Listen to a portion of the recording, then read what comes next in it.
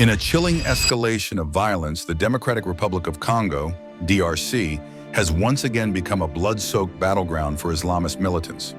On February 13, 2025, a horrifying attack unfolded in the northeastern territory of Lubero, where 70 Christians were beheaded inside a Protestant church in Kasanga. The perpetrators?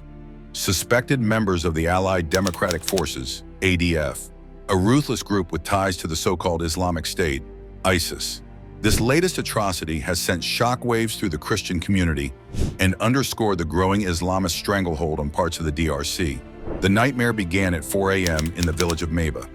According to field sources, ADF militants crept into homes under the cover of darkness, whispering a deceptive command. Get out, and don't make any noise. 20 Christian men and women obeyed, only to be seized by the armed intruders. As the local community rallied to devise a rescue plan, the militants tightened their grip, surrounding Maba and abducting another 50 believers. The captives, 70 in total, were marched to the church in Kasanga, where they met a gruesome end. Their severed heads are a stark testament to the barbarity now plaguing the region. Even after the killings, the terror persisted. Until February 18, families couldn't bury their loved ones due to ongoing threats. Many Christians have since fled, joining the swelling ranks of the displaced. This gruesome massacre, reported by field sources and local leaders, marks the latest chapter in a relentless campaign by the ADF to assert dominance in the DRC's volatile northeast.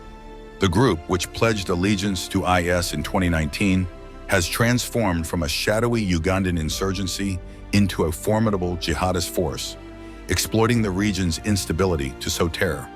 The church in Kasanga, once a sanctuary, became a slaughterhouse, its walls bearing silent witness to the execution of believers whose only crime was their faith. The ADF's reign of terror is not new, but it's intensifying at an alarming rate. Since 2014, the group has ramped up its assaults, starting in Beni territory in North Kivu province. The violence has since spilled into Irumu and Mombasa in Ituri province, and now Lubero is in its crosshairs. In the past month alone, the ADF has slaughtered over 200 people in Baswaga chiefdom, according to local reports. This relentless campaign has propelled the DRC 6 spots up the World Watch list, landing at number 35.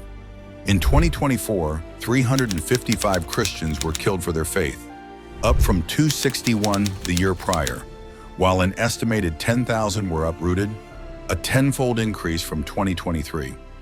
The numbers tell a story of devastation: looted and torched homes, shuttered schools, abandoned villages, and a healthcare system in collapse. Adding fuel to the fire, the M23 rebel group, allegedly backed by Rwanda, has exploited the chaos, further endangering Christians caught in the crossfire.